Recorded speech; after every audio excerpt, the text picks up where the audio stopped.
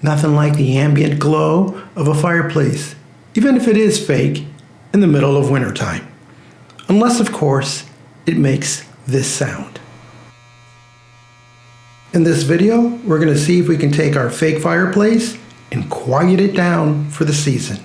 After moving it around and pressing on different parts of it to see if the vibration and noise lessens, I've decided to take it out and we're going to take it apart and see what's generating this noise. Being that it's too cold to work in the garage, I've appropriated a room, gotten some protective cardboard on the floor, and I've plugged it in one more time just to see if it being in a different location, being moved around made a difference. Still same noise. So first thing I'm going to do is see if I can take it apart. I notice there are screws here, here, here, and here. So I'm going to take those out and see if that reveals anything. I've removed all 4 fasteners. Do note there are different lengths, so note where they come from. I got an old damaged plastic bowl, which is great for holding fasteners. And now I think we might be able to lift this up and out of the way. This reveals a rotisserie type arm with a motor. We're going to see if the noise generates from here or from over here once we turn on the unit. We plug the unit back in, we switch on the power, and it's quiet. Now the motor's on this end. It turns this kind of rotisserie rod which has some reflectors on it, and there's a little bulkhead here that's been greased. So it doesn't seem like the noise is being generated from that. So what else could it be? Well, I do notice that there is this foam pad that goes around.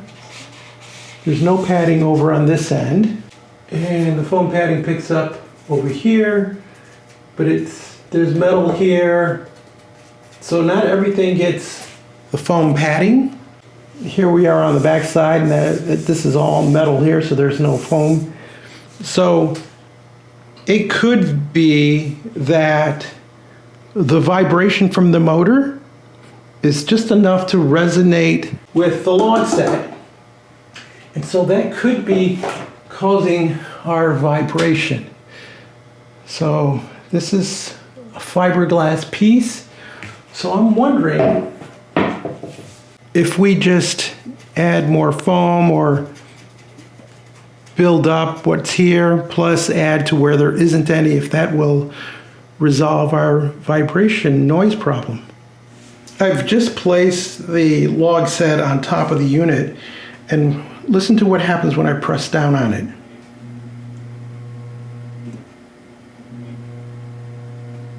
So, of course, you know, when you drive the fasteners in, this holds the 2 things together, and it sounds like the vibration's being transmitted because there's nothing in between to dampen the vibration from the motor. And then this basically acts like a resonator or an amplifier and makes it louder. So that's definitely the way to go, I think, is to add some padding between the fire log set and the actual case. After scrounging around, I came across this foam. This was padding for carpeting, about 1/2 inch thick, but it really compresses down to maybe 1/8 of an inch. So this might do. I also have this Ryobi cutter. You can learn more about that over there if you want. But this seems like it will cut little strips, which is all I really need for this. So I'll try that and we'll see what we end up with. So I've cut padding the width of the unit for the back, for the front, and then little strips for the side. And these are just going to mount right over the old ones. And as far as the hole for the fasteners, I'll just fasten right through it. It shouldn't make any difference. And we'll see if this quiets down the unit. Now, I would imagine you could also probably use little insulation foam that they sell for windows and doors. That's another option. But this padding just happened to be laying around. With the foam strips in place, and I have not glued them or taped them down, they're just laying on top. I'm going to place the log set over it while leaving the unit running so that I can hear if this really works or not.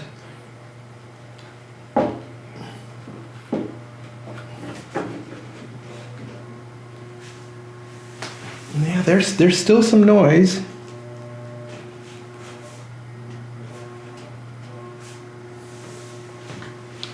And not as bad as before, but still there. So something else.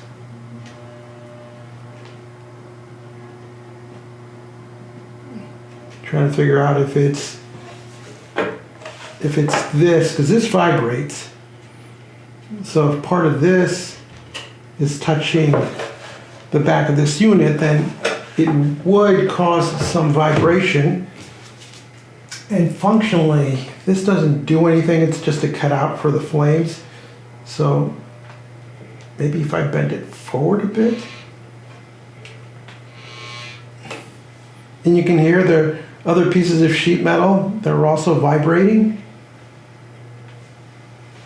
Basically, they just didn't do a really good job of isolating the motor. That motor, you know what, I have another idea. This motor is being held in place by 3 screws. And what I'm going to do is I'm going to unscrew that motor, remove it, put padding underneath it. Now, the danger in putting padding there is that this is also a heating element. So if it heats, that padding could get to a temperature where it starts to off gas or maybe even ignite. So I don't want the padding to do that. So that's something to keep in mind. And maybe that's why they didn't put anything. And I'm thinking, do I have any silicone? Because if I had, you know, those silicone cooking mats, I could cut one of those up and place it in there, but I don't have one, or at least not one that the missus is gonna let me have. You notice that the rotisserie is spinning and there's no noise? Well, I unfastened the motor, put a little piece of foam underneath it, and it's quiet. So that is the solution to this whole problem, is they didn't put an isolator of any sort. Now, if I had nylon washers, I could put those underneath, and that would solve the problem. A shim, maybe a popsicle stick, which I don't have. So I need to find something, because again, I'm just a bit leery that this foam insulation might get too hot, either burn or off gas, and I don't want that since this does have a heating element, and while we don't use it, a guest could inadvertently turn it on, and we just rather play it on the safe side. So that's the solution, is to find something to isolate that motor, and obviously whatever thickness I put underneath this mount, I'd want to put at the other end just to maintain the same level and angle. So after looking around the house, no silicone pads or mittens that I could use, repurpose, or pieces of wood, popsicle sticks. But I did have electronics board from a dehumidifier that had gone bad. And so I thought, well, maybe these will work because these are designed to take heat. You know, they're an electronic board. So I got an oscillating saw and I cut a couple of strips. There are 3 fasteners, so I placed 3 of them near each fastener, so the motor is lifted off all this sheet metal. And let's turn it on. And there's a slight hum, but that's going to come from the motor because the motor just hums. But it's really quiet. Now, I cut 5 pieces because then I was starting to hit electronics and I didn't want to cut up some electronics that were on the board. So I only got 5 instead of 6 pieces. But I think these 2 will be enough to lift the other end so that this rod is parallel and not out of alignment with the motor. So I think that resolves our problem, and I won't have to use any of the foam as I initially thought.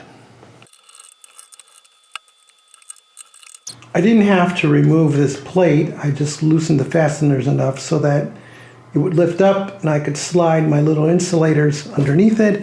And once again, we turn on the unit and it's silent. So we're gonna add our top without any of the insulating foam that I initially had put on.